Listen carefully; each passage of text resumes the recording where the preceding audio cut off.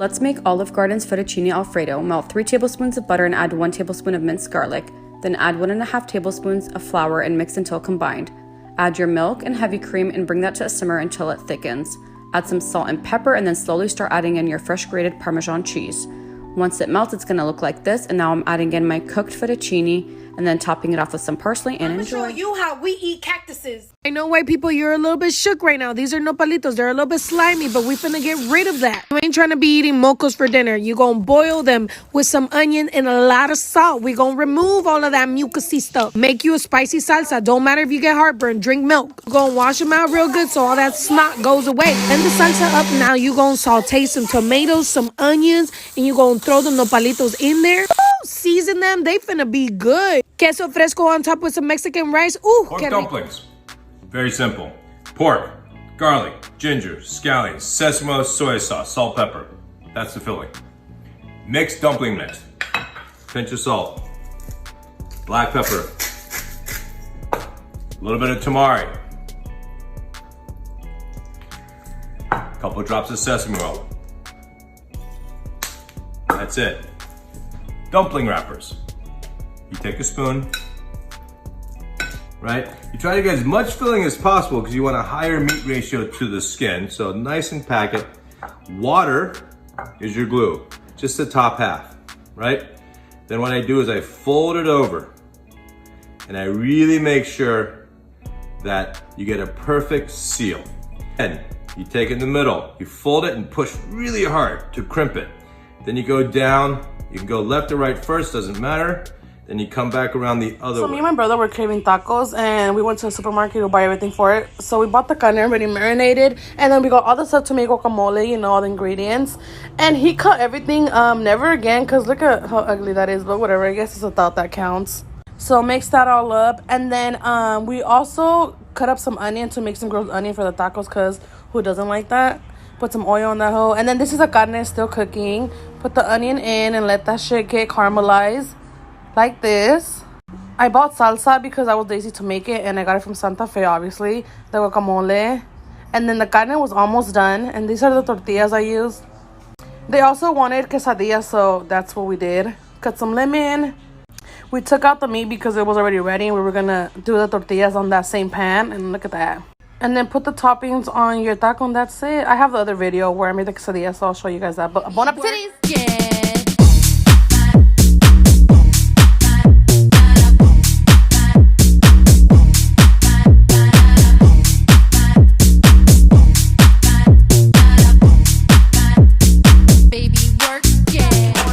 You'll need about 36. Either put them in a Ziploc bag or a food processor and crush them. It should look something like this. Grab about a spoonful to save for later. Grab about 8 ounces of cream cheese and mix it in. After mixing, it'll look something like this. Now you'll need a baking sheet and line it with parchment paper. Roll the mixture into a ball and place it on the sheet.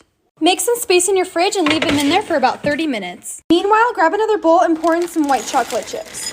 Put it in the microwave for about 30 seconds. Take them out and mix them around and repeat this until they're melted. After 30 minutes, take them out and put them on a stick. Now they're ready to be dipped in chocolate.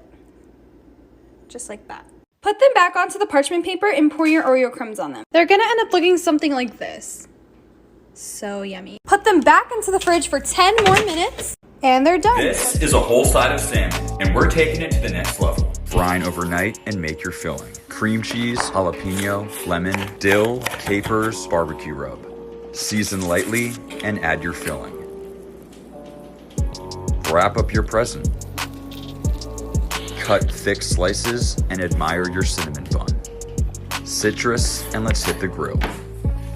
Don't forget to make your bed. Tuck that salmon in, it's nap time. Smoke over applewood and let's make our glaze. Miso, maple, and of course, our candied bacon.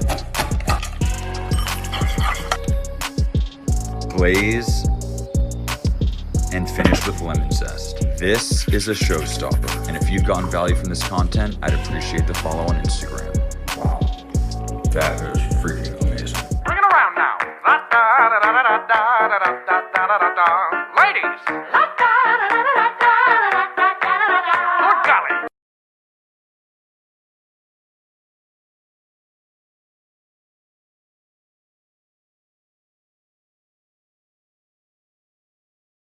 Today we're making Olive Garden's breadsticks, but 10 times better. And if you want the recipe for the chicken gnocchi soup, it's in my last video. But to get started, you want 1 cup of warm water. You're gonna add 2 teaspoons of yeast, 3 tablespoons of sugar, mix and set aside. In your mixer bowl attachment, you're gonna add 3 cups of all-purpose flour, 2 teaspoons salt, and 3 tablespoons olive oil. After you let your yeast mixture sit for 10 minutes, go ahead and add it in last. You want to knead your dough for 10 minutes, add it to an oiled bowl, and let it rest for 1 hour. 1 hour later, you want to dust your countertop with some flour. Pat your dough ball down gently, and you want to cut out 10 breadsticks. You're basically going to cut them into long strips and then cut the long strips in half. And you want to roll them out very gently, tapering the ends. The less you touch them, the better they're going to come out. You're going to cover with a towel and let them rest for another 15 minutes. Add them to an oiled baking sheet and we're going to brush on some egg wash. For my egg wash, I only used 1 egg and 2 tablespoons of water. Bake at 365 for 10 minutes. Brushing on 5 tablespoons of melted butter, a tablespoon of garlic powder and dry parsley, and we're done. Okay, so this video is for Gordon Ramsay, so if you're not Gordon Ramsay, just keep scrolling.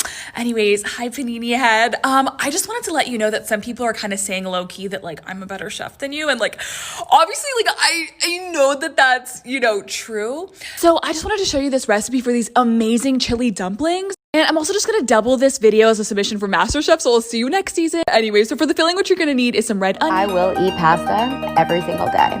And no, I'm not going to Postmates it because I make the most delicious and easy pasta recipes.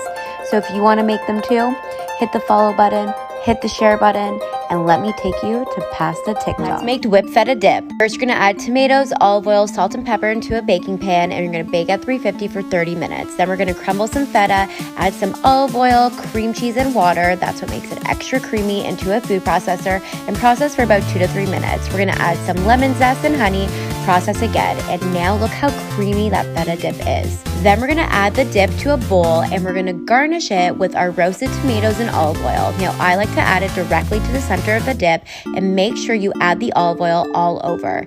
Then we're gonna garnish with some oregano and thyme. Look how beautiful that is, and we're gonna dip some fresh bread in there. Wow, look Today we're making the Cheddar Bay biscuits from Red Lobster, but 10 times better. They're super simple to make and taste incredible. So to begin, you want to add 2 cups of flour to a bowl, 1 teaspoon baking soda, 2 teaspoons baking powder, a half a teaspoon of salt as well as onion powder, and 1 teaspoon of garlic powder. You want to whisk all of your dry ingredients together. Now here I have 1 stick of cold butter. You want to knead your flour and butter together with your hands. You can use a stand mixer if you'd like, but I know a lot of you guys don't have one, so I'm trying to be mindful of that. But you want it to resemble a sand-like texture. Then you want to add in 1 cup of shredded cheddar cheese, a handful of parsley, as well as 1 cup of buttermilk. You can also use regular milk if you'd like. Mix until everything is well combined, then grab a baking sheet, spray with oil, then you want to plop on a large spoonful onto your tray. You don't want them to be perfectly round, so don't worry about that. And you want to bake at 400 for 16 to 18 minutes. Finish them off by brushing on my butter mixture, and you're ready to enjoy. Full written recipe will be on my Instagram tomorrow. It's funny how kimchi has become the new it food given its humble origin, and how embarrassed my mom used to be of its smell. Cabbage, one of the cheapest vegetables, was steeped in seawater, which is full of salt, to maximize its longevity, since there's nothing more critical than the predictability of your next meal. Dried chili, the stuff that gives kimchi its iconic red color and heat, came centuries later to fancify this otherwise Spartan dish. At its core, kimchi is about survival, so every time I have a bite, I think of my grandmothers, the ones who carried my parents on their backs across the boundary between North and South Korea, who raised their children against the backdrop of war as single mothers as their husbands were drafted to fight, traveled to find work, or in the case of my father's father, died from cancer. So when people ask me why food is so important, I explain that this food doesn't just keep me alive. It reminds me every day of why I'm alive, of the heat that runs through my veins, of the fire my grandmothers fed me so that their flames might never die. Today we make meatball parmesan sliders better than any restaurant you've been to. You'll start out with some butter or brioche rolls and cut those in half. Spread some ricotta on the bottom layer of the bread. Then we're going to cover in meatballs, and if you'd like to save some time, you can use store-bought or you can make it from scratch. You can cook the meatballs in the marinara or just pour it on top along with some fresh basil, some grated Parmesan, and then add your cheese. The next time I make this, I'm going to use some shredded mozzarella and provolone. Now for the best part, we're going to make our garlic and herb butter and spread that all over the top of the buns. Our last step is to pop it in the oven to bake at 350 Fahrenheit for 20 minutes. Sprinkle some more parm on top and enjoy. Say it with me now. I'm a pimp, pimp, pimp, pimp, You must follow food TikTok. Knowing how to make food from a box is not good enough. Knowing how to order food online is not impressive. Come to food TikTok and I will show you how to cook, Such amazing food that your friends and family will be so impressed, and you'll always be showing off your amazing cooking. So this is the biggest mistake that I notice when I see videos of people struggling to make spring rolls. They take the rice paper and dip it into water over and over until it becomes pliant, but then it's all floppy and it's hard to put in the filling. So all you really need to do is get the whole sheet wet once. Then you add in your fillings, and by the time you're done, the rice paper is pliant enough for you to roll. If it's still not as soft as you would like it, just wait a couple of minutes and it's good. People tend to judge me a lot for my recipes. They say they aren't hard and that I am not an actual chef. Well, I know that. I'm a home cook and someone who's really passionate about food. Beyond that, I think they're misjudging me. My goal is to create recipes with everyday ingredients that are just a little bit different, that spice up your day. I mean, look at this. It looks delicious and it was so easy to make. The other day, somebody left me a comment asking why my recipes are so unhealthy if I studied nutrition. The answer is pretty simple.